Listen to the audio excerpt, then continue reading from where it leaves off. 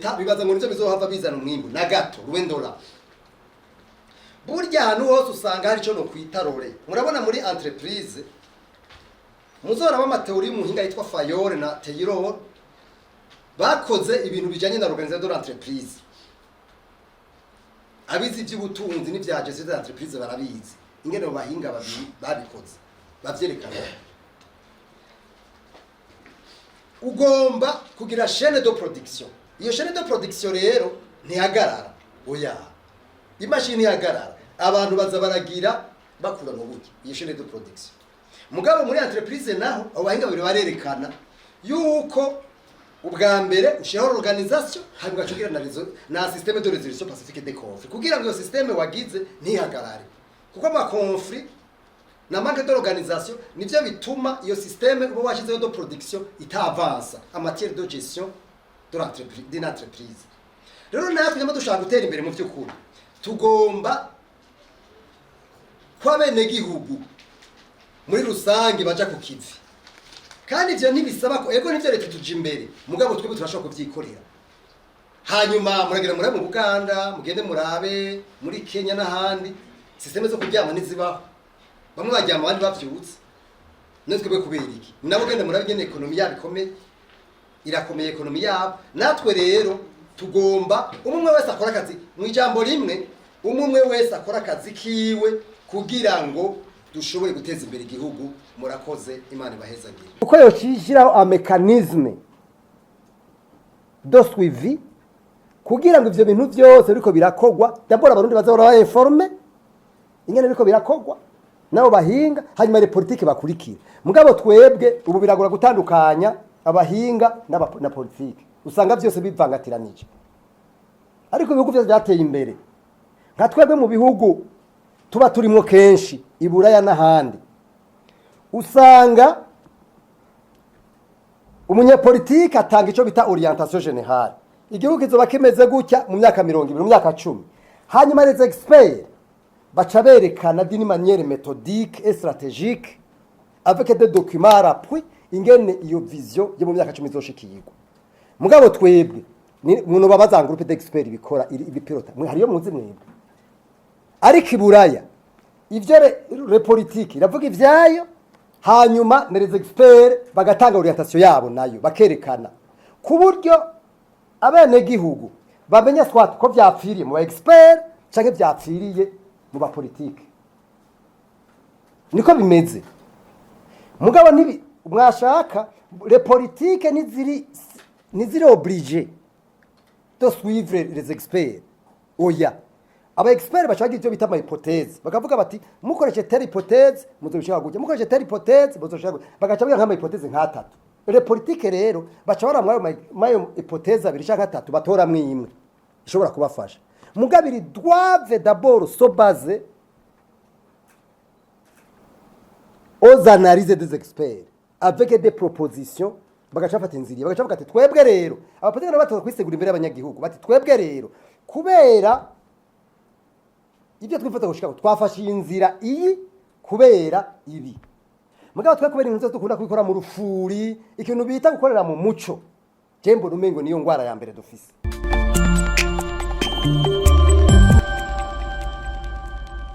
Burya niki niyi ningaruka mbi n'inkurikizi yibi turiko turavuga haje. Nimwave mwibaza ngo nikindi.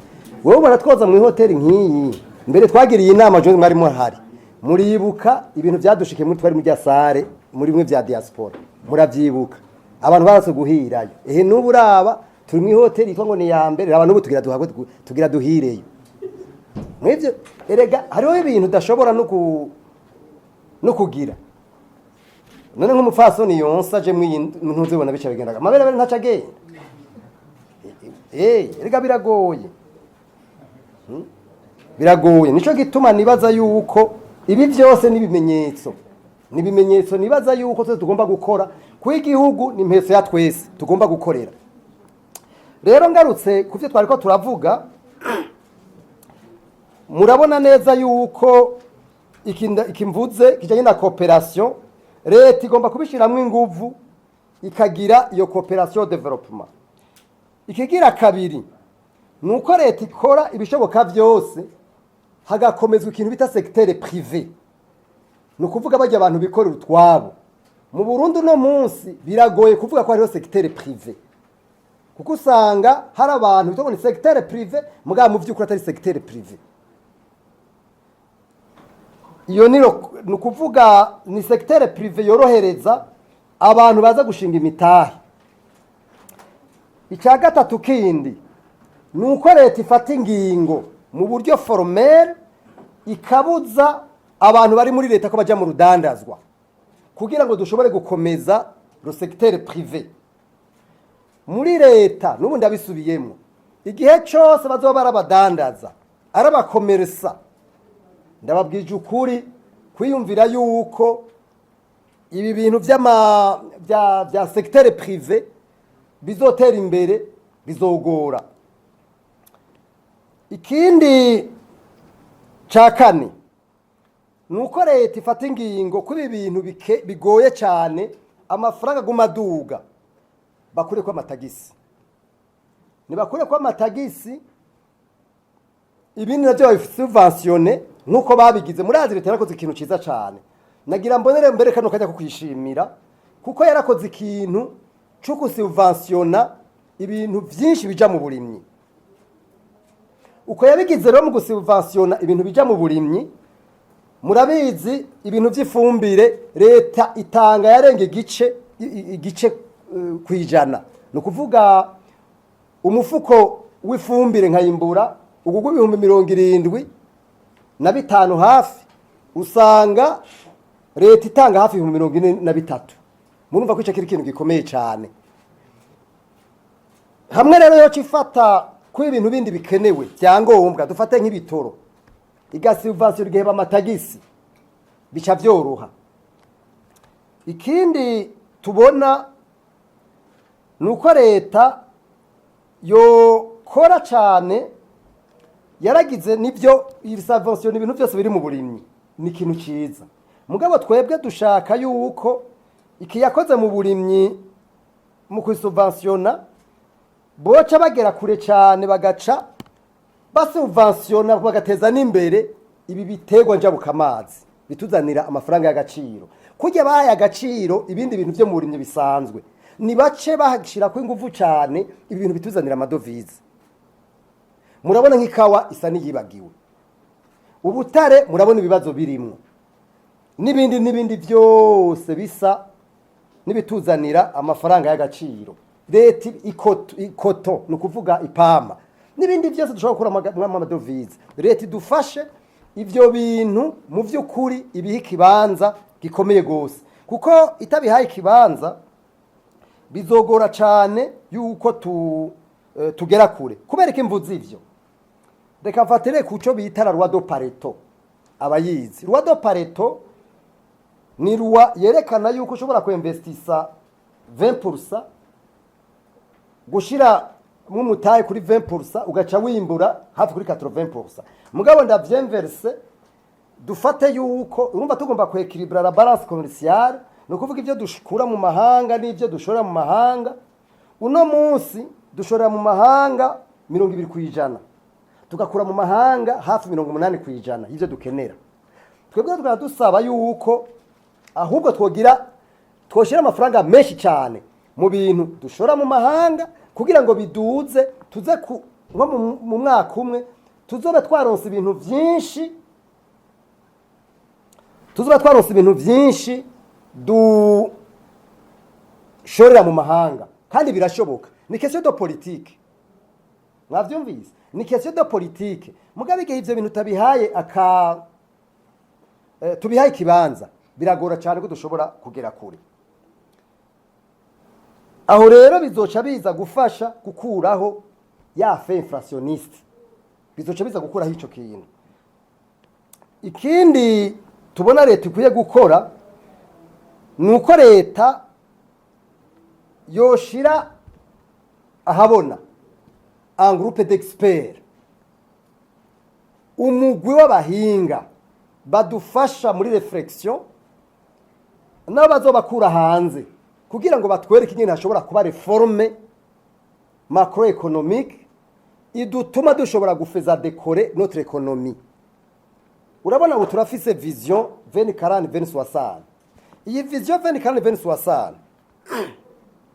tukaramuka tudashizeho uburyo n'ubuhinga butuma ni ukuvuga abahinga b'amakungu n'abarundi, dufatire nk'aba bo muri diaspora b'abarundi, harimo abantu bafise ubumenyi butandukanye, kugira ngo dushobore gukoresha ubuhinga.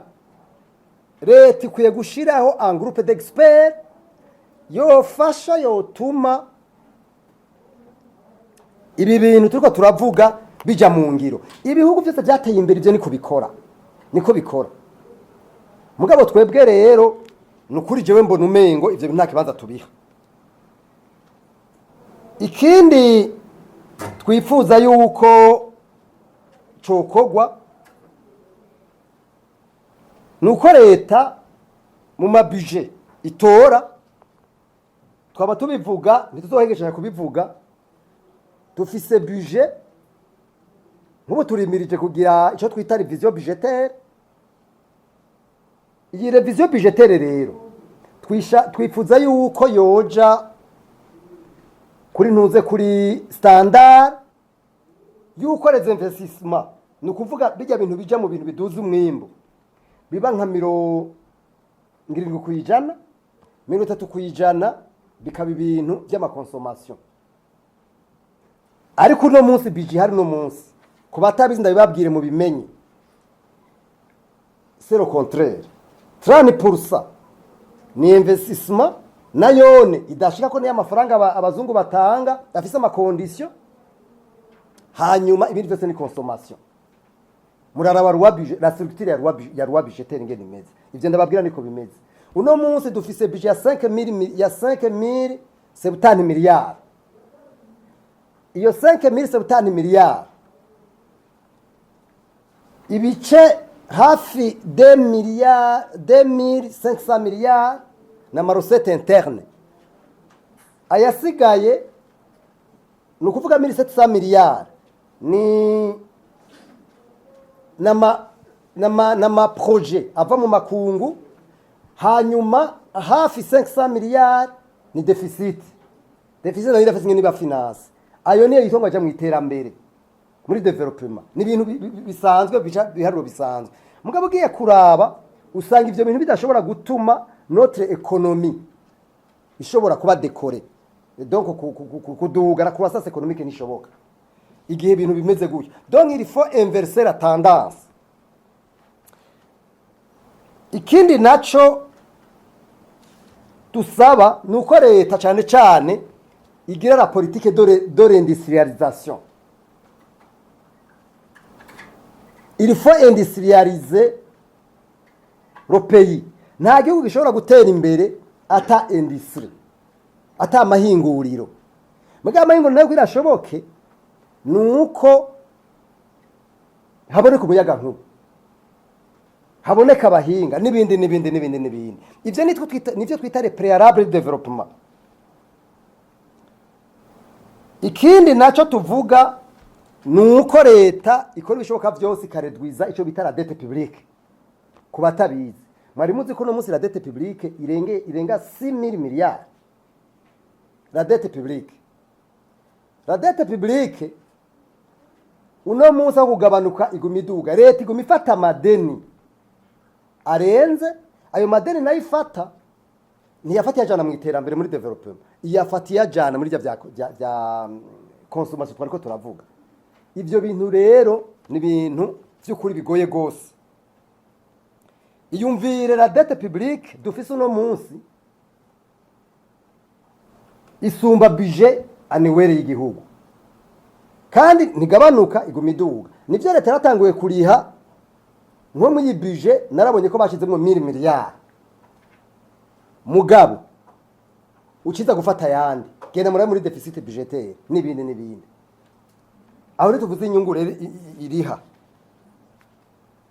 Ivyo rero ni ibintu mbona ko leta igomba gukorerako bihambaye. Ikindi naco twebe tuguma dusemera kandi tubivuga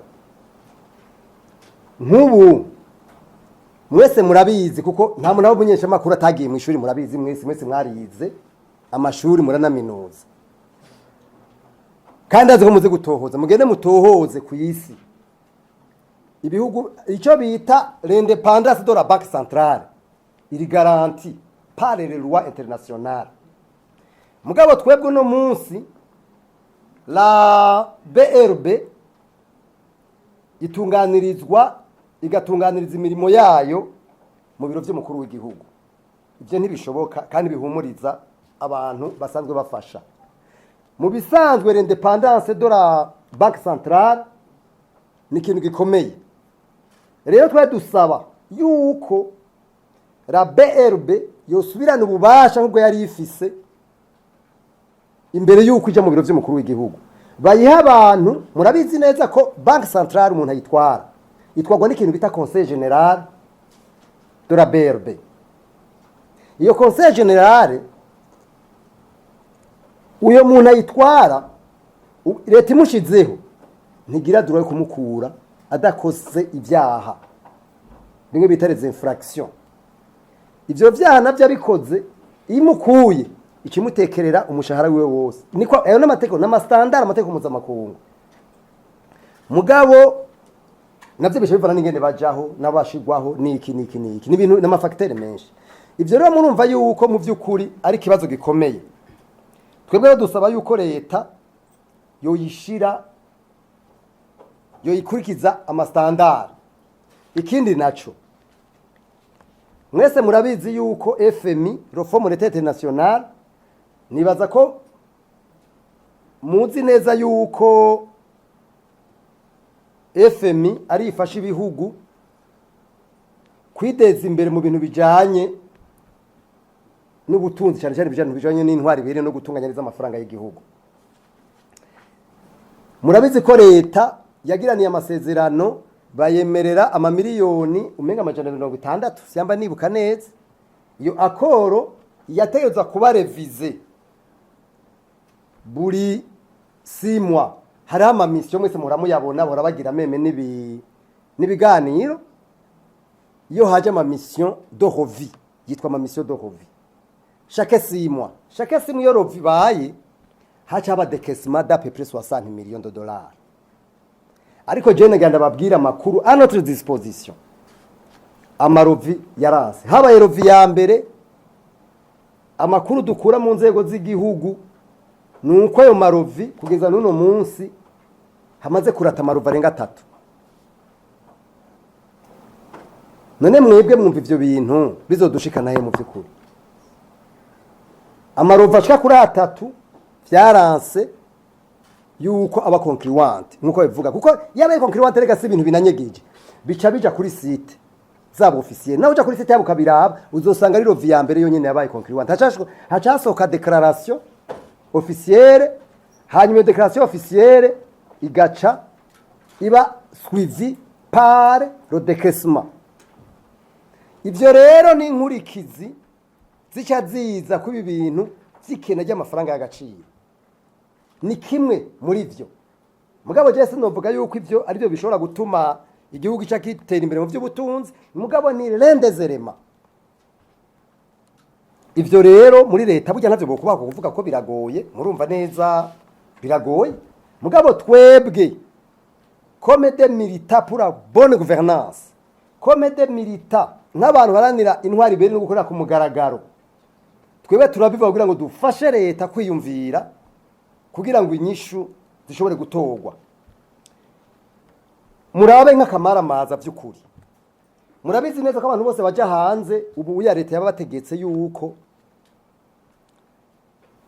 bo gura mabiye mu mafaranga y'agaciro mu madovize twe dusaba yuko leta ingingo yo yihindura niba yihindure abantu baje kwivuza abantu bagenda mu mission y'igihugu akomeye nta namwe ushobora gukura amafaranga n'ahantu hake cyane ushobora kuronka amafaranga mbere washaka rimwe na rimwe hari usanga atangwa ku kimenyane n'akamwana wa mama aya mafaranga bitangwa amafaranga y'agaciro mugomba gaca bategeka abantu bose ko bategeza kugura ivyo bintu mu madovize mwe nimba ko ivyo bintu ari ikintu gikiza tusaba rero ko leta yosubizaho ya ngingo ya kera yuko amafaranga y'amarundi yokora ku bintu bijanye no kugura ibintu vy'amadovi ibintu vy'amabiye y'indege. Ikiri dusaba nuko dusaba yuko amafaranga y'agaciro ari mwa kino gihugu mu vy'ukuri leta yatange iravye priorite iravye ibintu ngira kamaro iravye kuko hari abayatwara ntibigere mu vy'ukuri bayakoresha ibintu bagomba kuyakoresha. Ivyo bintu rero murumva neza yuko navyo bigoye. Dusaba ko leta nk'akarorero nk'abantu bagira ama importation na exportation nibashireho rubrique kuri ya DEMS ico bita déclaration de mise en consommation muri OBR, rubrique yerekana amafaranga urumva barugurura baratanga amahera mugabo ntiberekana ngo baverifye ukuntu ayo mafaranga ibintu yakoze ugaca usanga agacagaruka ngaha kuri marché noir. Nico kimwe na rapatriement de devises. Muramaze kumva ko muri leta kenshi bidoga bavuga yuko abantu bashora ibintu hanze abahera batagarukana. Jewe rero nibaza yuko hakwiye ko ibintu bashora hanze byogira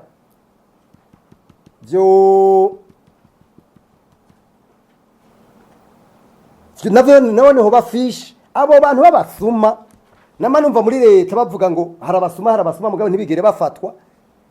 Twebwe tuvuga tuti abo bantu ntibamenyekane uyo muntu abuza dufata nk'akaroga sana. None narumvise umukuru w'igihugu ejo canke ijya yejo murazi ko yari yatubwiye mbere yuko igitoro mu minsi 2 kizoba caje yabivugiye ku Musaga muravyibuka mwese.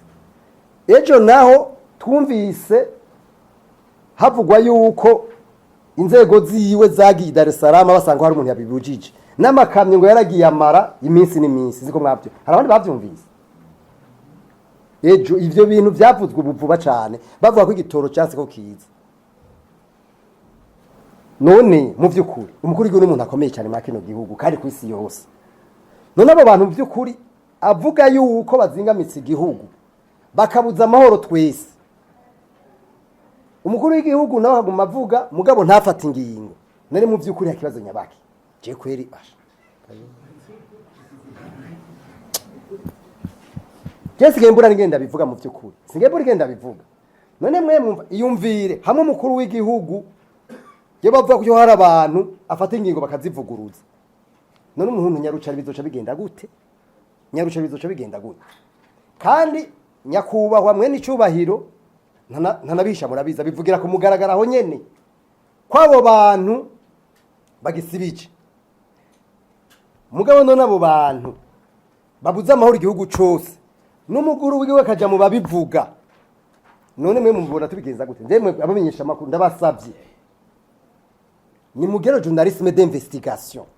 Nyamo mukuru w'igihugu adashobora kubavuga mwe mubavuge. Erega parmi les points zifasha mu bintu byo guteza imbere igihugu ro journalisme d'investigation ni ikintu gikomeye cyane. Ndazi yuko abo bantu n'abantu bakomeye bashobora kubuza amahoro igihugu mugabo ni mu bikori. Erega mbega none reka ndababwicira umugani. Hari umugani bavuga ngo wanka gusesera amaraso igihugu imbwa zikayanywa kuri gusa. Uravyumva? Nimwa gukora akazi kanyu murekurwa n'amategeko ikibi no kurengenya umuntu ikiri no kurengera umuntu mugabo le journalisme d'investigation est autorisé. Il faut kubikora de façon professionnelle. Nibaza ko ari cyo kintu gikwiye mugabo kurengera murumva vraiment igitoro kikabura ukabigona ibintu bisanzwe. Umukuru w'igihugu akavuga ngo yarungitse intumwa narumvise ko avuga ko yarungitse intumwa incuro nka zingahe. Ivyo bintu rero je mbona umengo twifata ko umengo ni bisanzwe mugabo si bisanzwe na gato ndabarahiye. Rero twifuza yuko ibi bintu bijanye no gutunganya neza amafaranga y'agaciro dufise mwa kino kiringo navyo birafasha mugabo abantu b'abanyoni abo bantu b'abasuma ndababwije ukuri ntibazovyorosha kuko ni inyungu. Hanyuma rero burya no gutinya no gusonera abantu bashira rentere privé l'intérêt personnel imbere abo bantu baba bari près y'ikintu cyose kugira ngo bakingire inyungu zabo mwebwe nabonyesha amakuru namwe mugomba kudufasha no gukora kugira ngo abo bantu bagire ikibanza muri societe n'abarundi abo bantu nibabima ikibanza erega n'abandi nibabima ikibanza ko murabazi mwese kandi ibintu byoroshe gutora kugira ngo umuntu none nk'umuntu ashobora kubaka inzu 3 4 5 ntagira na konte kuri fiscale vraiment tuvugisha ukuri none iyo umuntu aragoye gutora vraiment aragoye gutora inzu 4 5 6 abo nibo b'influence n'ama decision politique menshi ariko twese kwama twidodomba biragoye rero jewe nibaza ko bishoboka muga bisaba kwiniga bisaba gutubika wavubi bisaba ko tugwanira inyungu ya benshi ikindi naco twipfuza nuko leta yoshiraho kuri kimwe navuga cyaba groupe d'experts yuko yoshiraho a mécanisme de suivi kugira ngo ivyo bintu byose biriko birakogwa d'abord abarundi bazahora informe ingene biriko birakogwa nabo bahinga hanyuma le politique bakurikira mugabo twebwe ubu biragora gutandukanya abahinga na politique usanga byose bivangatiranije ariko ibihugu byose byateye imbere nka twebwe mu bihugu tuba turimo kenshi iburaya n'ahandi usanga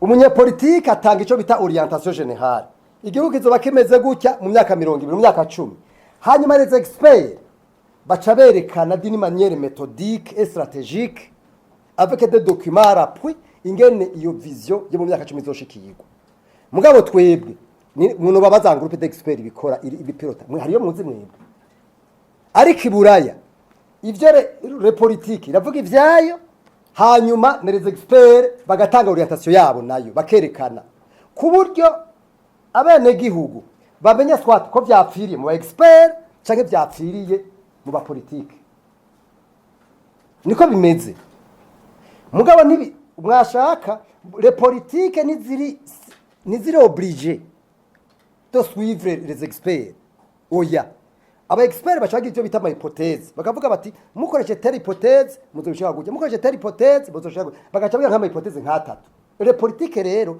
baca bara mayo hypothèse abiri canke 3 batora mwimwe ishobora kubafasha mugabiri doivent d'abord se baser aux analyses des experts avec des propositions bagaca fata inzira bagaca bavuga ati twebwe rero abapolitike batoza kwisegura imbere y'abanyagihugu bati twebwe rero kubera ibyo twifata gushika twafashe inzira iyi kubera ibi mugabo twe kubera inzu dukunda kubikora mu rufuri ikintu bita gukorera mu muco jembo rumengo niyo ngwara ya mbere dufise kudakorera mu muco rero no gukora ibintu byose bishobora kugira ngo tuje mu muco ico ni ikintu mbona ko gihambaye gose ikindi twagomba gusaba ni nama nshinga amateka mu bisanzwe kwisi yose nzima haraba ikintu bita séparation des pouvoirs inama nshinga amateka akora akazi kayo inama nkego z'amateka akazi kayo opposition akora akazi kayo abamenyesha amakuru bakora akazi kabo mugabo twebwe tubona umengo leta igomba gutegeka byose igomba kugaba byose abamenyesha amakuru kubagaba no kubateka ivyo bakora inama nshinga amateka kuyitegeka no kugaba ivyo ikora opposition kuyitegeka no kugaba ivyo ikora et citoyen twebwe tuvuga bino bintu hari giba dufata nko kumengo turabasazi cyane twarihe tugera twarapfuye mugabo nababwiye mu ijambo rimwe wahagusesera marase igihugu imbwa zikanywa kuri gusa wakuvuga ukuri ukuzi abandi bakukuvugana twebwe tuvuga tuti umuntu ashobora guta isake mugabo ntushobora guta ico yabitse kandi ukuri naho koteba kurata kukazana inyishu zako rero twe dusaba yuko abantu bose bakora cyangwa inzego zose zikora akazi kazo inama nshinga amateka nk'umuntu abakarorero murabizi neza ko mu mabanga ijejwe hari ikintu bita contrôle de l'action gouvernementale contrôle de l'action gouvernementale rero ibikora de deux façons. Ubwa mbere contrôle de l'action gouvernementale inama nshinga amateka igira amatohoza yo nyene ikoresha ibintu bitare commission indépendante ishiraho commission ibirimo amatandasi yo muri Assemblée nationale bose president baye uwo muri mouvance vice president shabo muri opposition niko amanama nshinga amateka fonctionna bagaca bagira parti égale y'abantu badahuje ivyumviro kugira ngo bagere kugira amatohoza ku kibazo kanage hanze abarundi bagashero bazana abashikiranganje bakabasutamika mu mbabarire nkoresha iyo jambo naho riremereye bakabotsa ibibazo ku buryo mbere babonye ko abashikiranganje atavyo bashoboye bakabagira monsieur de censure kuba nk'ubu nta numwe ashobora gusigura ukuntu n'amashinga amateka tigeze igira umugwi wigenga ujye gukora kwiki bibazo bijanye n'amafaranga y'agaciro urako ico cyadukoranije hano ntivyumvikana na gato ntivyumvikana mugabo umengo ni ibintu bisanzwe tubireka gutyo inama nshinga amateka rero n'izindi nzego zigomba gukora zuzuzanya erega tuko turavuga ibintu nk'ibi cyatuma turafasha leta bugiye ikibazo kibaye ku muntu yifuza gutora inyishu abari mu nzira y'umuti kubera ko hari amabarabara hari ikibazo cy'uko abantu batari bafise aho baca kubera hari indege hari ikibazo cy'ukuntu abantu bashobora kuyunguruza banyaruka kubera iki hari amazu ni kubera mbere hari ibibazo bijanye n'ahantu abantu baryama ikibazo yo kije rero ni ibintu biri simple cyane bisanzwe abahinga baca barondera inyishu rero ivyo navyo bishoboka igihe hari ikintu bitaro débat d'idée nayo nishoboka abantu bavuga ururimi rumwe sinzi ko ari inyoni canke iki je sepa mu gihugu aho usanga abantu bose bagomba kuvuga ururimi rumwe ivyo bintu ni danger kandi abantu babishobora kubifashamo abamenyesha bako bari mu bambere uno munsi ikintu bita débat d'idée je mbona umengira gowe débat d'idée rero tuyiteze imbere kugira ngo inzego zishobore kugira hashobore kuba bijya ko ndavuga bijanye n'ivyiyumviro ikindi naco twagomba twagisaba abene gihugu n'abantu bakomeye nabo mu nzi kuko nibo bafise nibo le détenteur du pouvoir aha rero nshaka kubasaba yuko ibi byose navuze ko leta biyiraba nabo birabaraba uno munsi murabona ibintu by'uko abantu badayikorana amasaha 8 twebwe tugomba gukora 24/24 ni ukuvuga iki duhe ku batakisimeni nk'akarorero umutekano urahari kweri jewe ico kintu utogishima yo bataba mu Burundi umuntu arava ruguru no munsi akava Ingozi akava Makamba mu Cankuzo isaha yose ashaki je ndabaze kubigira kenshi kweri mugabo abantu bari hanze bafise yindi image mugabo n'abazungu benshi tuvugana n'ababa baje ngaha turatujana ruguru bakabona ko vy'icyo kintu cy'umutekano ari mama wararaye rero nari mvuko ndavuga ntama taxi ama taxi voiture n'abandi nk'akaro bagomba kugira abashoferi batatu urumva 3 chauffeurs urumva ko icyo kica kiba kimwe kiza gukura ubushomeri bamwe bagakora amasaha kuva saa 6 kugera dufate nka saa 8 abandi bacha batangura saa 8 kugera nka saa 4 abandi bacha batangura saa 4 kugera mu gatondo saa nijoro ivyo rero bigashaba no mu industry ahantu hose hakomeye iyo systeme de rotation iraba bihugu byose byateye imbere byakoze gutyo ntiduzoshobora gutera imbere tugikora amasaha 8 ivyo ntibibaho na gato iki kintu nuko ndasabye bamenyesha amakuru mu gitangaze kirakomeye cyane tukiyumvira ko dushobora gukora amasaha 8 ngo tuzotera imbere ni nko kurota duhagaze nta gihugu nakimwe kigize bishikako abashinwa abahindi n'abakina bose babikoze uko ikintu cyabagora gusa yari insécurité mugabo rero navuze ko rerema sécuritaire uno munsi iri ntuzenya iri garanti kamere rero nico gituma twibaza yuko muri abanyagihugu nabo botera muganda mu bintu tuko turavuga. Umuganda rero wa mbere nuko batorondera kurya ivyo batabiriye akuya. Ibintu byo kubangikanya amabanga muri leta bibaza ngo nizo bizohava bizana umwimbu na gato ruwendora. Burya hano hose usanga hari cyo no kwitarore. Murabona muri entreprise muzora b'amateori muhinga yitwa Fayore na Teyiro bakoze ibintu bijanye na organisation d'entreprise. Abizi by'ubutunzi n'ivya gestion d'entreprise barabizi. Ingene bahinga babikoze. Bavyerekana. Ugomba kugira chaîne de production. Iyo chaîne de production rero ntihagarara. Oya. Imashini ihagarara. Abantu baza baragira bakura mu buki. Iyo chaîne de production. Mugabo muri entreprise naho abahinga babiri barerekana yuko ubwa mbere ushiraho organisation hanyuma ugacugira na système de résolution pacifique des conflits kugira ngo iyo système wagize ntihagarare.